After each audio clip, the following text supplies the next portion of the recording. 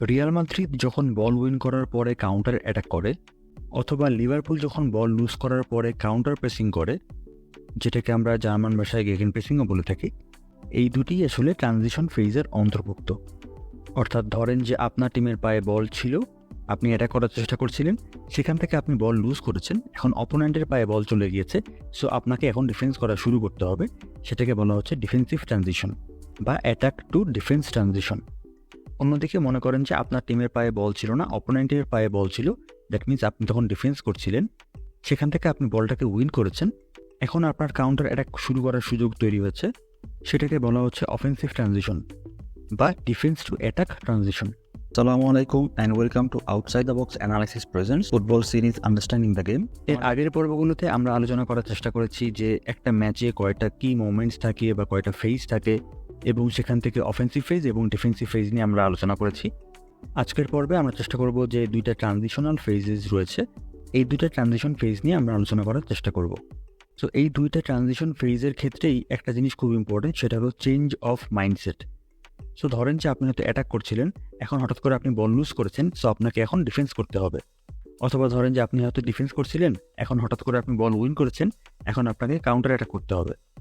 So একটা phase থেকে আরেকটা ফেজে যখন আপনি ট্রানজিশন হচ্ছে, তখন আপনার আসলে চেঞ্জ অফ মাইন্ডসেট দরকার, এবং এটা খুব একটা সহজ জিনিস না। বিশেষ করে ডিফেন্সিভ ট্রানজিশনে এই চেঞ্জ অফ মাইন্ডসেটটা খুব কঠিন একটা ব্যাপার।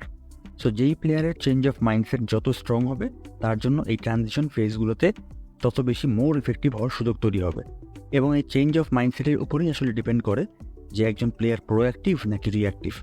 প্রোঅ্যাক্টিভ বলতে আপনি আগে থেকেই প্রস্তুত রয়েছেন যে সামনে কী হতে যাচ্ছে, আপনি অ্যান্টিসিপেট করার চেষ্টা করছেন এবং সেই জন্য আপনি প্রস্তুত রয়েছেন। আর রিঅ্যাক্টিভ হলো একটা ঘটনা ঘটার পরে আপনি রিঅ্যাক্ট করছেন, অর্থাৎ ততক্ষণে আপনার অলরেডি লেট হয়ে গিয়েছে। সো প্রোঅ্যাক্টিভ থাকলে আপনি যদি ডিফেন্সিভ ট্রানজিশনে পড়েন, তাহলে দেখা যাবে যে আপনি আগে থেকেই প্রস্তুত ছিলেন, সো দেখা যাবে যে আপনার রেস্ট ডিফেন্সটা ভালো রয়েছে। সো বল লুজ করার সাথে সাথে আপনাকে অত খুব বিপদে পড়তে হবে না। অন্যদিকে আপনি যদি প্রোঅ্যাক্টিভ থাকেন, তাহলে অফেন্সিভ ট্রানজিশনের ক্ষেত্রে দেখা যাবে যে বল উইন করার সাথে সাথে বা বল উইন করার ঠিক আগ মোমেন্টেই আপনি হয়তো কাউন্টার অ্যাটাকের জন্য প্রস্তুতি নিচ্ছেন। সো আপনার কাউন্টার অ্যাটাকটা হয়তো আরও বেশি ফ্রুটফুল হতে পারে।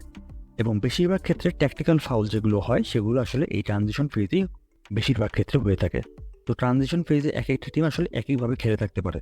যেমন একটা উদাহরণ হিসেবে যদি আমরা খেয়াল করি, লিভারপুল যখন বল লুজ করে, অর্থাৎ যখন তাদের ডিফেন্সিভ ট্রানজিশন শুরু হয়, তখন তারা কাউন্টার প্রেস করার চেষ্টা করে। অন্যদিকে অ্যাটলেটিকো মাদ্রিদ যখন তারা বল লুজ করে, অর্থাৎ যখন তাদের ডিফেন্সিভ ট্রানজিশন শুরু হয়, তখন তারা কিন্তু কাউন্টার প্রেস করে না, বরং তারা যেটা করে, তারা নিচের দিকে রিট্রিট করে নিচে নেমে আসার চেষ্টা করে এবং সেখানে তারা রিঅর্গানাইজ করে বা রিগ্রুপ করে।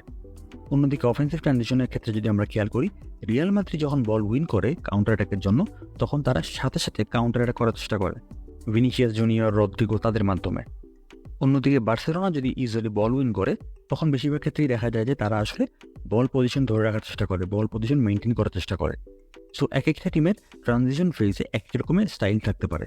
সো আমরা যদি এখন একটা অফেন্সিভ ট্রানজিশনের উদাহরণ দেখি, এই মোমেন্টে ইন্টার মিলানের পায়ে বল রয়েছে, ম্যান সিটি তখন ডিফেন্স করছে, বারেলাকে যখন পাস দেওয়া হয়েছে, তখন সেই পাসটা রুবেন দিয়াস তিনি ইন্টারসেপ্ট করেছেন, এবং ইন্টারসেপ্ট করার পর তিনি সেখান থেকে বলটা নিয়ে সামনে প্রোগ্রেস করার চেষ্টা করেছেন।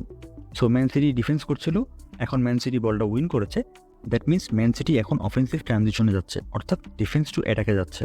অন্যদিকে ইন্টার মিলানের জন্য এটা কিন্তু ভাইস ভার্সা, অর্থাৎ তাদের জন্য এখন ডিফেন্সিভ ট্রানজিশন। তাদের পায়ে বল ছিল, তারা এখন বল লুজ করেছে, এখন তাদেরকে ডিফেন্স করতে হবে। তো তারা কীভাবে আসলে ডিফেন্স করছে, তারা কিন্তু আসলে কাউন্টার প্রেসিং করছে না, বরং তারা যেটা করছে, তারা কিন্তু রিট্রিট করছে, নিচে নেমে এসে রিগ্রুপ করার চেষ্টা করছে। অন্যদিকে ম্যান সিটি তারা কিন্তু এখানে কাউন্টার অ্যাটাক করার চেষ্টা করছে, এবং সেই কাউন্টার অ্যাটাক থেকে তারা কিন্তু গোল স্কোর করারও চেষ্টা করেছে। অন্যদিকে রিয়াল মাদ্রিদ এবং লিভারপুল ম্যাচে যদি আমরা খেয়াল করে দেখি, এই মোমেন্টে লিভারপুলের পায়ে বল ছিল, লিভারপুল এখানে বল লুজ করেছে, এবং তারা বল লুজ করার পর তারা সাথে সাথে সেখানে কাউন্টার প্রেস করা শুরু করেছে, অর্থাৎ যেই জায়গায় তারা বল লুজ করেছে সেই জায়গা থেকে তারা বল উইন করার চেষ্টা করেছে। সো এখানে লিভারপুলের ডিফেন্সিভ ট্রানজিশন হয়েছিল, অ্যাটাকিং থেকে তারা তখন ডিফেন্সিভ ট্রানজিশনে মুভ করেছে। অন্যদিকে রিয়াল মাদ্রিদ তারা ডিফেন্স করছিল, সেখান থেকে তারা যখন বল উইন করেছে, তখন তাদের অফেন্সিভ ট্রানজিশনটা শুরু হয়েছে। লিভারপুল এখানে চেষ্টা করেছে রিয়াল মাদ্রিদ যাতে কাউন্টার অ্যাটাক করতে না পারে, সেই জন্য তারা এখানে কাউন্টার প্রেস করে এই জায়গাতেই বল উইন করার চেষ্টা করেছে। তো কাউন্টার প্রেসিংয়ের কথা যেহেতু আমরা বললাম, তো এই কাউন্টার প্রেসিং নিয়ে আমাদের মধ্যে অনেকেরই কিছু ভুল ধারণা রয়েছে। তো সেই ভুল ধারণাগুলো ভাঙার জন্য কাউন্টার প্রেসিং এবং হাই প্রেসিংয়ের মধ্যে পার্থক্যগুলো কী কী, সেটা নিয়ে আমাদের একটা আলাদা ভিডিও রয়েছে, যে গেগেন প্রেসিং কী জিনিস এবং কীভাবে গেগেন প্রেসিং করা হয়, গেগেন প্রেসিং এবং হাই প্রেসিং এই দুটো জিনিস কি এক কিনা, এই ভিডিওটা আপনারা দেখে নিতে পারেন। এই ভিডিওটা দেখলে কাউন্টার প্রেসিং এবং হাই প্রেসিংয়ের মধ্যে যে পার্থক্য রয়েছে এই জিনিসটা আপনাদের মধ্যে ক্লিয়ার হয়ে যাবে। সো এক্ষেত্রে লিভারপুল যখন তারা কাউন্টার প্রেসিং করে তারা সেখান থেকে বলটাকে আবার রিগেইন করার চেষ্টা করছে, অর্থাৎ তাদের ডিফেন্সিভ ট্রানজিশনে তারা কাউন্টার প্রেসিং করে বলটাকে আবার ঠিকই রিগেইন করে নিয়েছে। একই সাথে এই ডিফেন্সিভ ট্রানজিশনের সময় আরও একটা ইম্পর্টেন্ট পয়েন্ট হলো রেস্ট ডিফেন্স জিনিসটা আসলে কি। এখানে যদি আমরা একটা উদাহরণ দেখি, যে এই মোমেন্টে রিয়াল মাদ্রিদের পায়ে বল রয়েছে, তাদের লেফট ব্যাকের পায়ে বলটা রয়েছে, সেখান থেকে যেহেতু তিনি আন্ডার প্রেশারে ছিলেন, তিনি বলটাকে ক্লিয়ার করার চেষ্টা করেছেন এবং সেখান থেকে আলটিমেটলি তারা বলটা লুজ করেছে, লিভারপুল বলটা উইন করেছে। তো রিয়াল মাদ্রিদের লেফট ব্যাক যখন বলটাকে ক্লিয়ার করছেন তখন রিয়াল মাদ্রিদের যে রাইট সেন্টার ব্যাক মিলিটাও, তার অবস্থানটা আসলে কোথায়। যেহেতু তারা এখন বলটা লুজ করতে যাচ্ছে বা বলটা লুজ করতে পারে, এই সময় তার অবস্থানটা হওয়ার কথা ছিল আরও সামনে, যেহেতু তাদের ডিফেন্স লাইনের বাকি প্লেয়াররা কিন্তু পুশ আপ করেছে, অর্থাৎ লাইনটাকে সামনের দিকে নিয়ে আসার চেষ্টা করেছে। সো মিলিটাওকেও ঠিক একই সাথে বাকি প্লেয়ারদের সাথে সাথে উপরে উঠে আসতে হতো, কিন্তু তিনি উপরে উঠে আসতে দেরি করেছেন, যার কারণে একে তো অফসাইড ট্র্যাপ করতেই পারেননি, অন্যদিকে লিভারপুলের যে অ্যাটাকার রয়েছেন তিনি কিন্তু রিয়াল মাদ্রিদের ডিফেন্স লাইনের পেছনে একটা রান মেক করার সুযোগ পেয়েছেন এবং সেখান থেকে অলমোস্ট গোল স্কোরিং অপরচুনিটি পেয়ে গিয়েছিলেন। সো রেস্ট ডিফেন্সটা আসলে কি? রেস্ট ডিফেন্সটা হলো যখন আপনার টিমের পায়ে বল রয়েছে, ধরেন যে রিয়াল মাদ্রিদের লেফট ব্যাকের পায়ে বল রয়েছে, সেই সময় বল থেকে পিছনে যে প্লেয়াররা রয়ে গিয়েছেন সেই প্লেয়ারদের অবস্থানটা আসলে কোথায়, তাদের আসলে কোন জায়গাতে থাকা উচিত। যদি তারা কোনো কারণে বলটা লুজ করে ওই মোমেন্টে, তারা যেন এমন অবস্থানে থাকে যে অবস্থান থেকে তারা সহজেই ডিফেন্স করতে পারবে। সো এখানে রিয়াল মাদ্রিদের লেফট ব্যাকের পায়ে যখন বল রয়েছে এবং তাকে যখন বলটাকে ক্লিয়ার করতে হচ্ছে আন্ডার প্রেশারে, দ্যাট মিনস আপনি বল লুজ করতে পারেন বা বল লুজ করতে যাচ্ছেন, সেই মোমেন্টে আপনার ডিফেন্সের বাকি যারা প্লেয়ার রয়েছে বা বলের পিছনে যে সব প্লেয়াররা রয়েছে তাদের অবস্থানগুলোকেই বলা হচ্ছে রেস্ট ডিফেন্স। তারা যদি ভালো অবস্থানে থাকে, সঠিক অবস্থানে থাকে, তাহলে সেটাকে বলা হবে গুড রেস্ট ডিফেন্স। আর যদি তাদের অবস্থানগুলো, তাদের পজিশনিংগুলো যদি বাজে হয় বা ভুল হয়ে থাকে, তাহলে তখন সেটাকে বলা হবে পোর রেস্ট ডিফেন্স। তো এই ছিল মোটামুটিভাবে যে ট্রানজিশন, যে দুটো ফেজ রয়েছে, অফেন্সিভ ট্রানজিশন এবং ডিফেন্সিভ ট্রানজিশন, এই নিয়ে আমাদের আজকের সংক্ষিপ্ত আলোচনা। আমাদের পরবর্তী পর্বে আমরা আলোচনা করার চেষ্টা করবো যে অফেন্সিভ প্রিন্সিপালগুলোকে নিয়ে।